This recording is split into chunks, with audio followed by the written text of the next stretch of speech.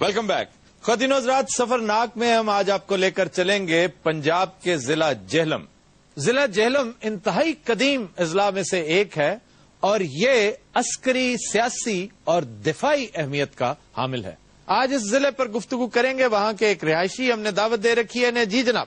ہندوؤں کی ایک مشہور کتاب رگ وید میں اس کا ذکر وتستہ آیا ہے، جس کو بعد میں وتستہ بھی کہا گیا ہے.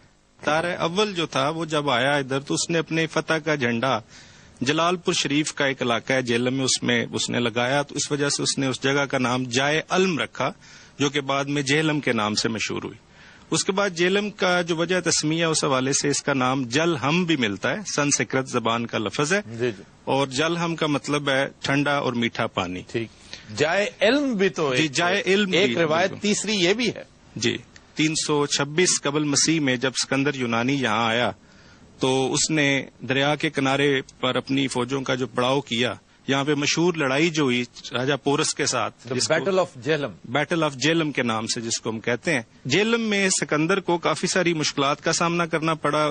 وہ یہاں پر زخمی بھی ہوا، بیمار بھی ہوا اور دریا میں طغیانی بھی آئی، جس وجہ سے اسے کافی یہاں اس کے فوجی جو تھے وہ کافی تھک چکے تھے. اللہ تعالیٰ نے اس کیمپین کو ناکام کرنا تھا اور اس کے وسیلے پیدا کرتا گیا.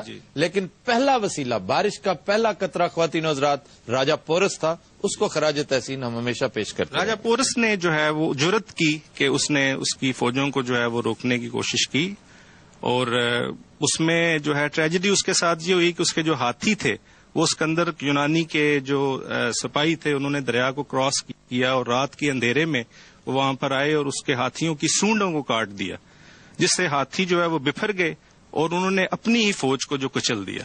پورس کے ہاتھی جو ہیں، یہ ایک اردو کا محاورہ بھی ہے، یعنی کہ اپنے ہی ہاتھوں نقصان کر بیٹھنا. اس کے بعد جہلم میں جب انگریز آئے تو اس وقت جہلم کی آبادی جو ہے وہ 500 گھروں پر مشتمل تھی. انگریزوں نے کافی ساری ڈیولپمنٹ کی جہلم میں. جہلم کا جو شہر ہے یہ دریا کے دونوں کناروں پر آباد ہے. ایک سرائے عالمگیر جس کا ہم ذکر کریں گے، سرائے عالمگیر کے ساتھ پرانی جہلم، اور اس کے ساتھ جہلم شہر جو ہے یہ دریا کے دوسرے کنارے پہ. اچھا جی، جہلم کے تاریخی مقامات اور مانیومنٹس کا تذکرہ کیجیے. جہلم کے مشہور مقامات میں قلعہ روہتاس.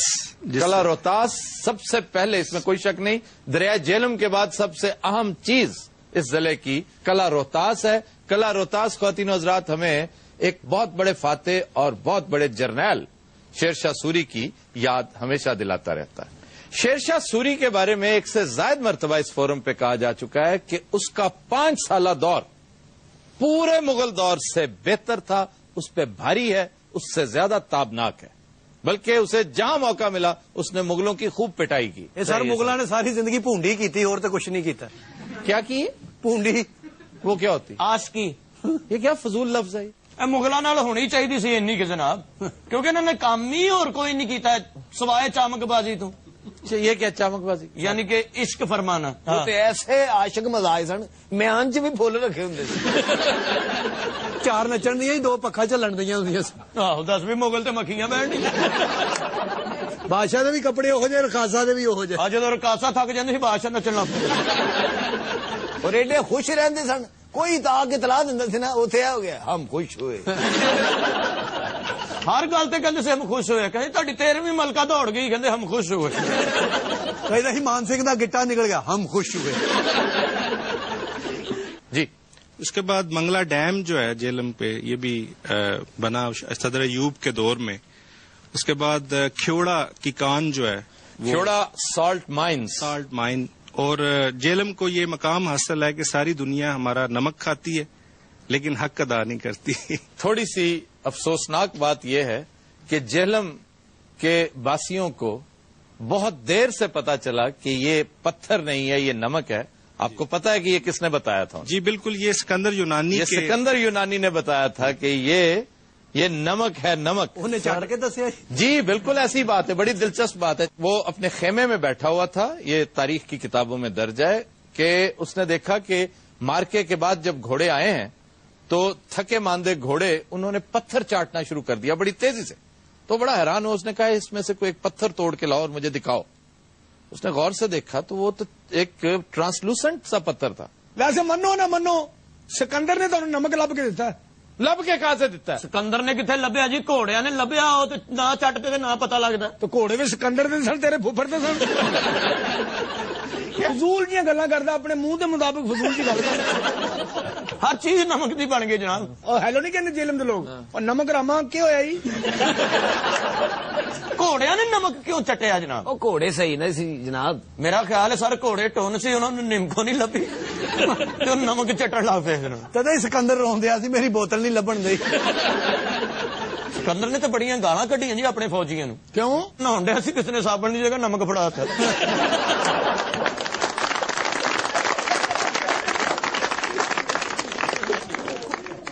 जी तो यहाँ पर जो है एक मशहूर जगह जो सिकंदर यूनानी की यादगार के तौर पे बनाई गई जलालपुर में, उसका भी जिक्र है। मैं समझता हूं कि ये एक शर्मनाक बात थी और डॉक्टर मुबारक को इस पे बड़ा एतराज है, एतजाज हसन को इस पे बड़ा एतराज है, खाकसार एतराज करता है कि सिकंदर की यादगार और उसको बनाना, उसको ग्लोरीफाई करना, वो बिल्कुल यूनानी तर्ज तामीर जो है वो एक स्ट्रक्चर खड़ा करके पता नहीं क्या साबित करने की कोशिश की गई है। ये जिन लोगों ने किया है, मैं समझता हूं कि इन्होंने जहालत का सबूत दिया है कि इन्हें पता ही नहीं कि सिकंदर की बजाय पोरस की यादगार बनानी चाहिए थी। सर पैसे सिकंदर ने देते होने ना। नहीं, सिकंदर ने तो पैसे जो रह से थे वो भी ले गया था यहां से। तुम्हें किसने कहा है?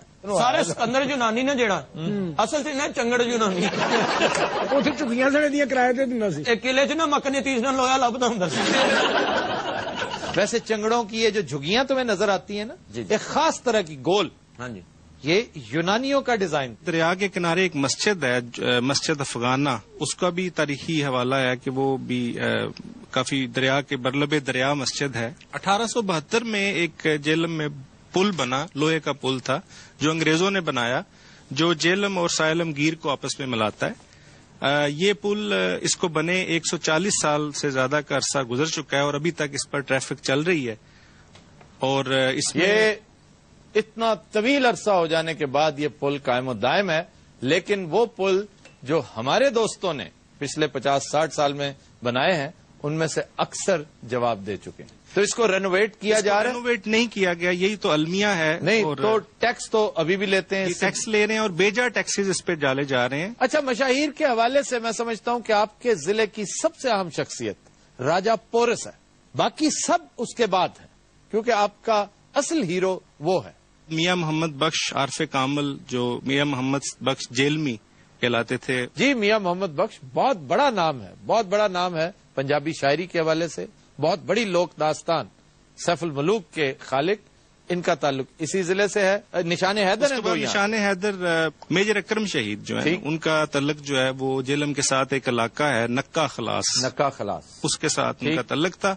और जेलम शहर में उनकी जो है वो यादगार भी बनाई गई, एक मॉन्यूमेंट्स जो है वो तामीर की गई। फिर शायरी के हवाले से एक और बड़ी कदावर शख्सियत सैयद जमीर जाफरी, सैयद जमीर जाफरी का ताल्लुक इसी जिले से है। और सैयद जमीर जाफरी की शायरी उस वक्त तक लोगों को महसूस करती रहेगी जब तक उर्दू बोलने वाला आखिरी शख्स भी इस प्लेनेट पर मौजूद है। फिर जोगी जेलमी एक बहुत खूबसूरत शायर, पंजाबी शायर हैं, जिनकी शायरी पोठोहार की इंतहाई खुशगवार चीकनी मिट्टी में डूबी हुई। संपूर्ण सिंह गुलजार का नाम जो है वो आता है, बहुत बड़ा नाम, बॉलीवुड का एक बहुत बड़ा नाम ख्वातीन हज़रात गुलजार के नाम से जाने जाते हैं। उनका ताल्लुक भी इसी जिले से था। एक दीना तहसील है, दीना से उनका ताल्लुक था।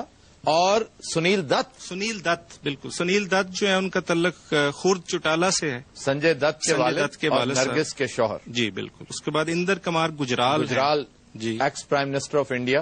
अगर देखा जाए तो मनमोहन सिंह का ताल्लुक भी जेलम ही से था, उनका चकवाल के साथ, क्योंकि अब चकवाल जेलम से कट के वो एक जिला बन गया, तो पहले उनका ताल्लुक जेलम के साथ ही था। एक बहुत बड़ा नाम गवर्नर अल्ताफ हुसैन का है।